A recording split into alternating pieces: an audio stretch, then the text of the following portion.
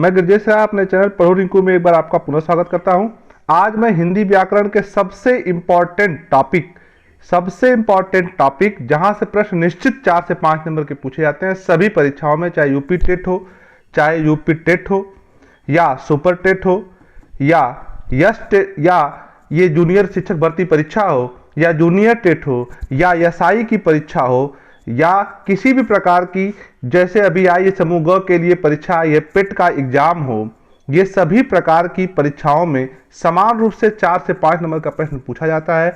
और इस वीडियो के माध्यम से हम बहुत ही सरल तरीके से हम लोग समझेंगे कि कैसे हम संधि को पहचान सकते हैं, संधि क्या होती है और संधि को किस प्रकार से विच्छेद किया जाता है। ये सारी चीजें हम छोटे से 10-15 मिनट का वीडियो में बेहतर तरीके से जान लेंगे, ताकि आप कभी भी संधि के सवाल को देखते ही समझ जाएंगे कि ये कौन सी संधि है और क्या करना है इसमें। चलिए ठीक है, शुरू करते हैं फिर। तो संधि दो वर्णों के, वर्ण क्या होते हैं, भाषा की सबसे छोटी इकाई क्या होती है, वर्ण। तो दो वर्णों या ध्वनियों के, ध्वनि भी भाषा की सबसे छोटी इकाई होती है। तो दो ध्वनियों या वर्णों के संयोग माने मेल से होने वाले विकार अर्थात परिवर्तन को क्या कहते हैं, संधि कहते हैं। अर्थात जहां पे दो ध्वनि मिलते हैं, जहां पे दो ध्वनियां मिलती हैं, मिलती मतलब जोड़ी जाती हैं, जोड़ने पे जो परिवर्तन होता है, विकार होता है, उसी को क्या कहते हैं, संधि कहते हैं। जैसे उदाहरण देखिएगा, जैसे कह रहा है मही धन इंद्र, क्या कह रहा है, मही धन इंद्र। दो ध्वनियां कौन सी हैं, यहां पे ये भी देख लीजिए, दो ध्वनियां है, यहां पर है ई धन ई, क्या है, ई धन ई, मिलकर क्या बना है, महेंद्र। तो इसी प्रकार से वाक धन ईश वागीश, इसी प्रकार से निरोग अर्थात निरोग। चलिए आगे जानते हैं, पूरी विस्तृत जानकारी इसमें लेते हैं हम लोग। कह रहा है कि संधि 3 प्रकार की होती है। संधि के कितने प्रकार हैं, तो संधि के 3 प्रकार हैं। कौन कौन से, स्वर संधि, व्यंजन संधि और विसर्ग संधि। स्वर संधि, व्यंजन संधि और विसर्ग संधि। तो आज हम लोग जो पढ़ेंगे वो पढ़ेंगे स्वर संधि। स्वर संधि के बारे में पूरी जानकारी हम लोग आज लेंगे। तो संधि क्या होती है, वर्णों के मेल को संधि कहते हैं। और आप लोगों में प्रश्न में पूछा जाता है कभी कभी कि निम्नलिखित में से कौन सा सही संधि विच्छेद है। तो ये भी देखिएगा विच्छेद क्या है। यहाँ पे देखिए, जैसे ये पुष्पावली क्या है, ये संधि है, क्योंकि दो वर्णों का मेल यहाँ पे हो रहा है और ये बनती है संधि।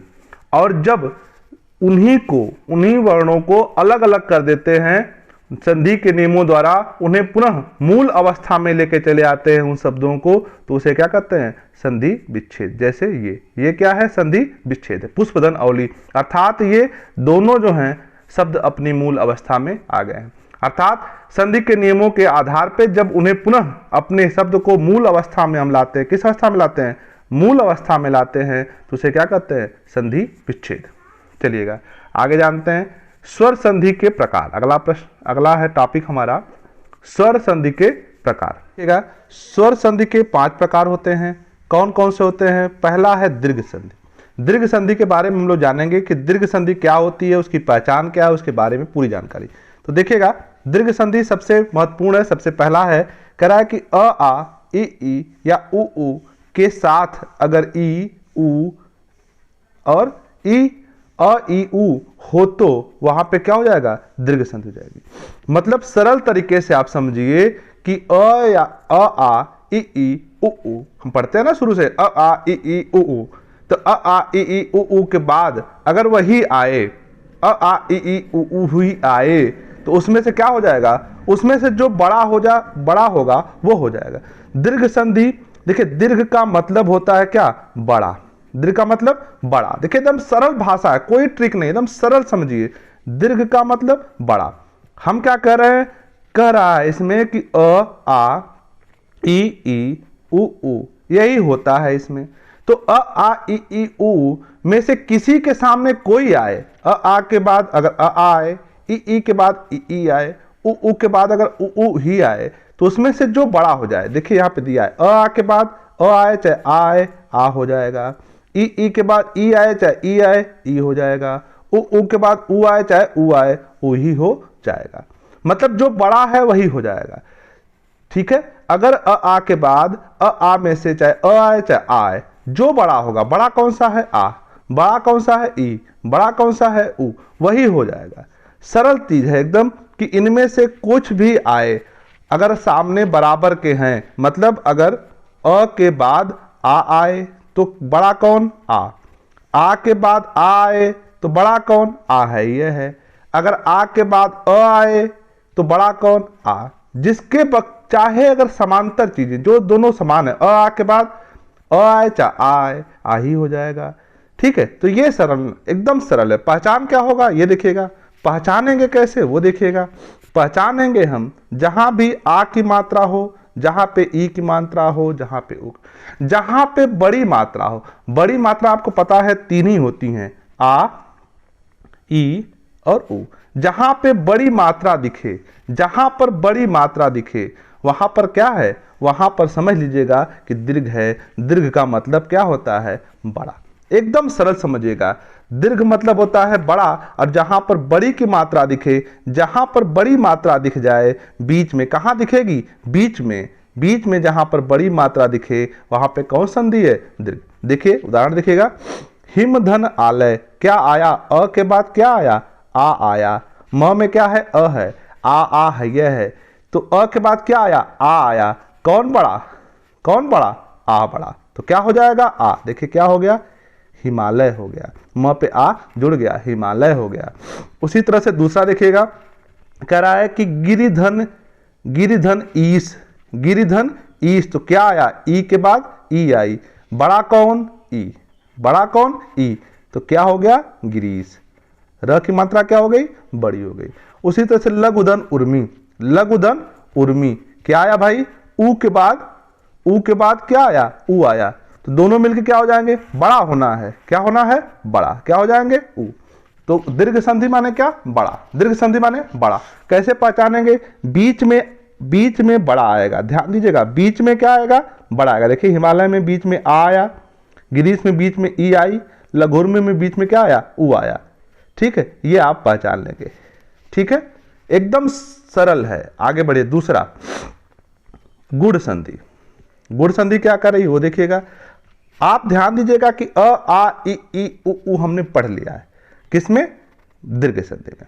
अब देखिएगा क्या आ रहा है, गुण। गुण क्या कर रहा है कि जहां पे अ आ के बाद हमेशा रहेगा। अ आ के बाद, अ या आ के बाद क्या आए, ई आए, उ आए या री आए, तो वहां पर गुण संधि होगी।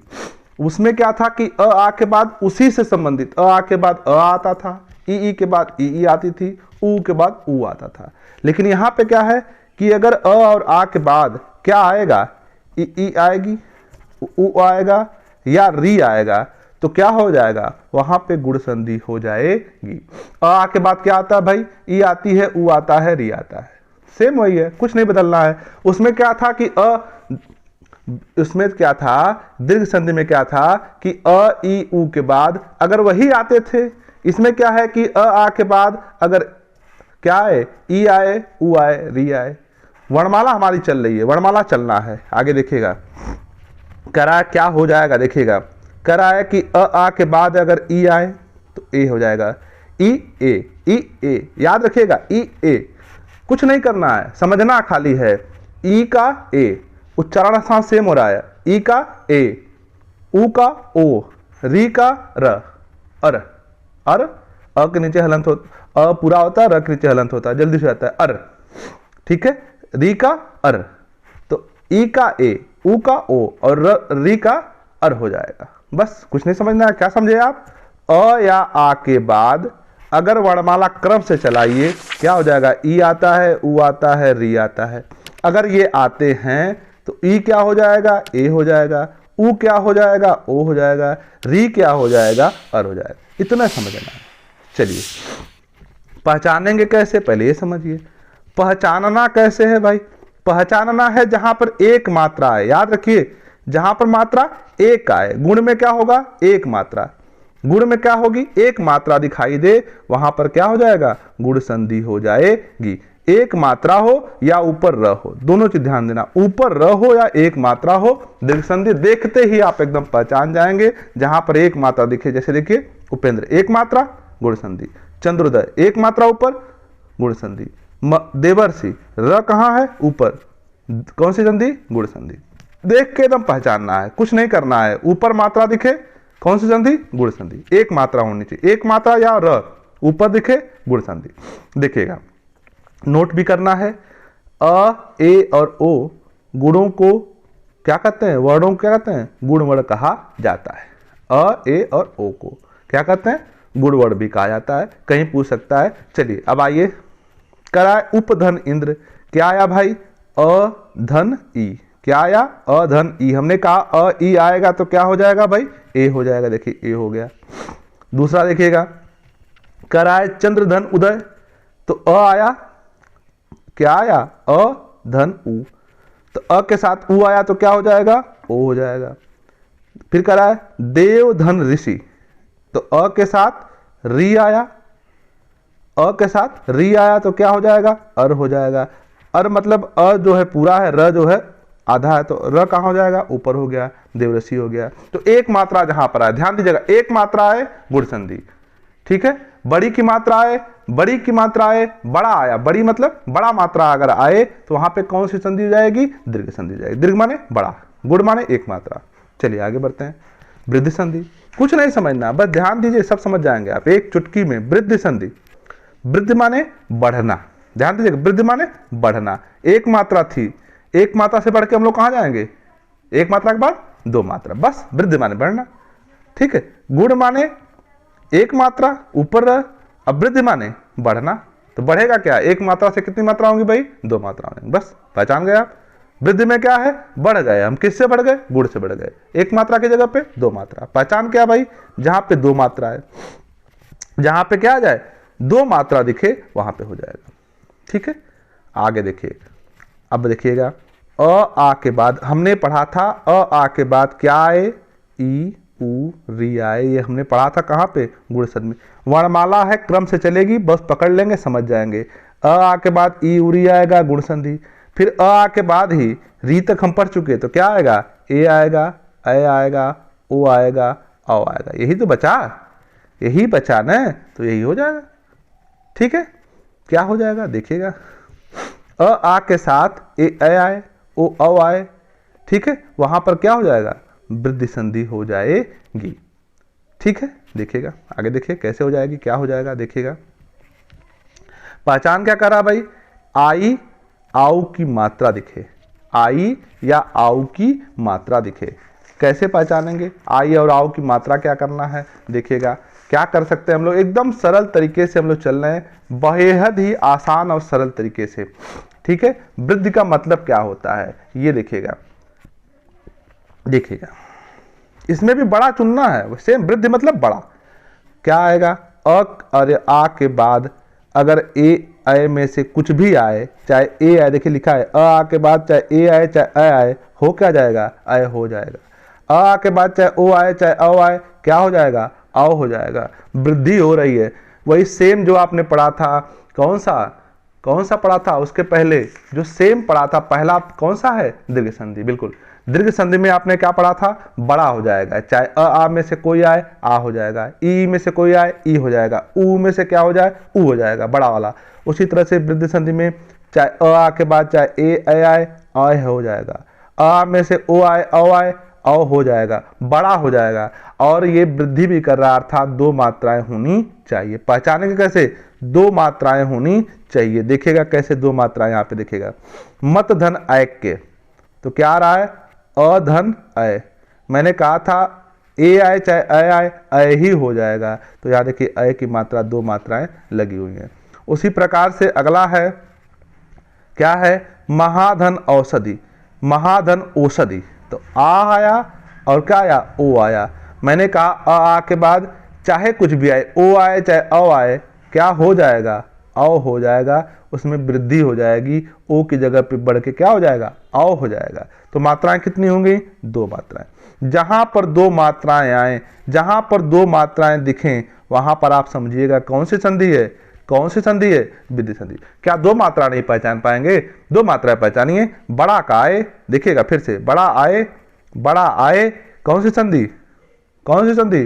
दीर्घ संधि। बड़ा मतलब दीर्घ संधि, ठीक है, बड़ा मतलब दीर्घ संधि, ठीक है, एक मात्रा आए क्या हो जाएगा, गुण, गुण एक ही होते हैं। एक मात्रा आए आधा ऊपर रहा है क्या हो जाएगा, गुण संधि।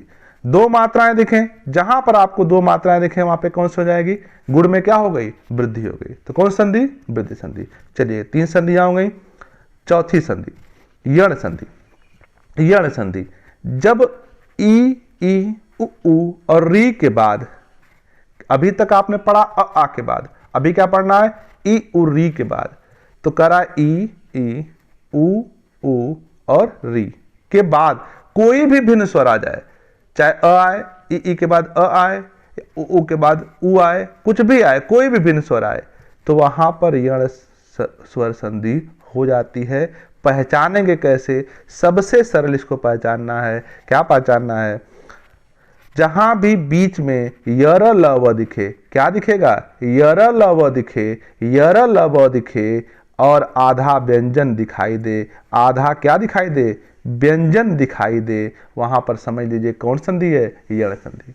यर लव होगा और यर लव के पास आधा व्यंजन दिखाई देगा, कौन संधि हो जाएगा, यण संधि। कैसे बदलता ये भी देख लीजिएगा, ये भी देख लीजिएगा, सेम वही चीज उसी का हो जाता है, ई का यह हो जाता है, उ का वह हो जाता है और री का क्या हो जाता है, अर हो जाता है। बस यही है, ई य, उ व, री का अर, बस इतने करना है।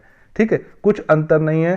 क्या हो जाता है, र हो जाता है, सॉरी अ लिख दिया हमने, र हो जाता है, री का क्या हो जाता है, र हो जाता है। ठीक है, बस इतना करना, देख लीजिए, इसको भी देख लीजिए, बहुत सरल तरीके से। आप कैसे पहचानेंगे फिर देख लीजिएगा, बहुत से लोग कहते हैं भैया सबसे कठिन है ये, सबसे सरल है ये। क्या सरल है, ई उ री, आप याद कर लीजिएगा, आ हमने पढ़ लिया था, ई उ री, क्या याद करना है, ई उ री, बड़ा छोटा दोनों के बाद अगर कोई भी स्वर आ जाए, भिन्न स्वर आ जाए, तो वहां पर ई का क्या हो जाएगा, ई से संबंधित कौन है, यह, देखिए बोलिए ई, उ से वह, क्या ई से वह होता है, क्या ई से वह हो रहा है, नहीं, ई से क्या हो रहा है, यह हो रहा है, उ से क्या हो रहा है, वह हो रहा है, री से क्या होता है, र हो रहा है, आपका ये हो जाएगा। तो जहां पे ये दिखे आप समझिए कि तुरंत क्या हो जाएगा, य र ल दिखे अगर आपको, तो आप ये समझिएगा, य व र ल दिखे आपको, तो कहीं तुरंत समझ जाइएगा कि ये कौन सी संधि है, कौन संधि है, यण संधि है। मतलब यर लव होगा बीच में और आधा व्यंजन होगा, ध्यान दीजिएगा, आधा व्यंजन भी अगर आप देख लेंगे तो भी से व्यंजन कैसा होगा, आधा होगा। ठीक है, चलिए देखिए कैसे करना है, देख लीजिए। आप देखिए उदाहरण, सुधन आगत, क्या आया, उ, धन आ, मैंने अभी बताया उ के बाद कुछ भी आए, ई उ री के बाद कुछ भी आए, उ का क्या हो जाएगा, वह हो जाएगा, तो उ का क्या हो गया, वह, स्वागत हो गया।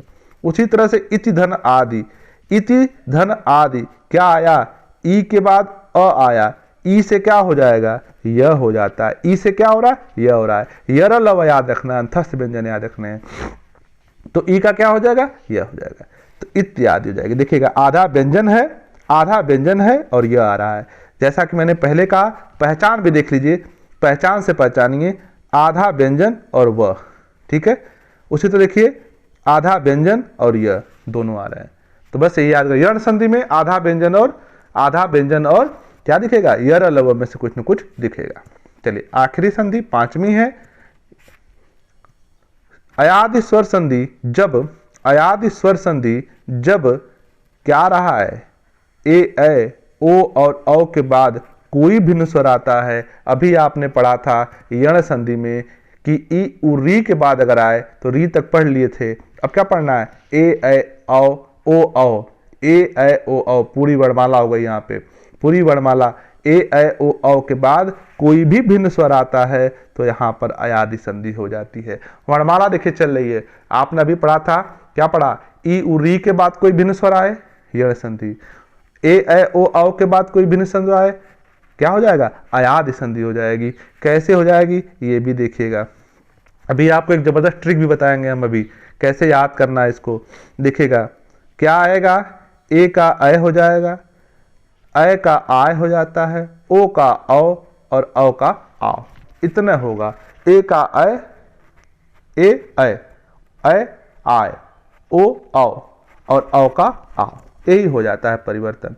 तो देखिएगा जहां पर अय क्या आए, अय आए, आय आए, औ आए या आव आए। ठीक है, जहां पे क्या है, आव आए, यहीं से पकड़ लेंगे आप, इसी स्वर संधि को ही पकड़ लेंगे। देखिएगा जो लोग समझ जाएंगे यहीं से पकड़ लेंगे। एक और तरीका देखिए यहाँ पे है, क्या संधि का नाम क्या है, अयादि। क्या संधि का नाम है, अयादि। तो अय आएगा, क्या आएगा, अय आएगा। संधि के नाम में ही क्लियर है, अय आदि अर्थात अय आएगा। तो क्या आएगा, ए का क्या हो जाएगा, अय हो जाएगा। तो जब अय हो जाएगा तो अय का क्या होगा, आय हो जाएगा। ओ का क्या हो जाएगा, अव हो जाएगा, और अव का आ हो जाएगा। इतना समझना। देखिए संधि का नाम में ही, संधि के नाम में ही दिया है कि क्या हो जाएगा, संधि के नाम में ही दिया है कि क्या हो जाएगा। क्या हो जाएगा, अय हो जाएगा। तो देखिएगा, देखिए ने धन अयन, नय धन अयन। ठीक है, तो ने धन अयन क्या है, ए धन अ। मैंने आपको बताया ए अय ओ औ के बाद कोई भी भिन्न स्वर आएगा, ए का क्या हो जाएगा, ए का अय हो जाएगा। तो क्या हो गया, नयन हो गया। उसी तरह अगला देखिएगा, दूसरा है क्या करा, नय धन अक। तो क्या हुआ, अय धन अ। अय का क्या हो जाएगा, अय का क्या हो जाएगा, अभी बताए हैं, क्या हो जाएगा, आय हो जाएगा। तो क्या हो गया, नायक। इस प्रकार से सारी संधियां क्लियर हो गई।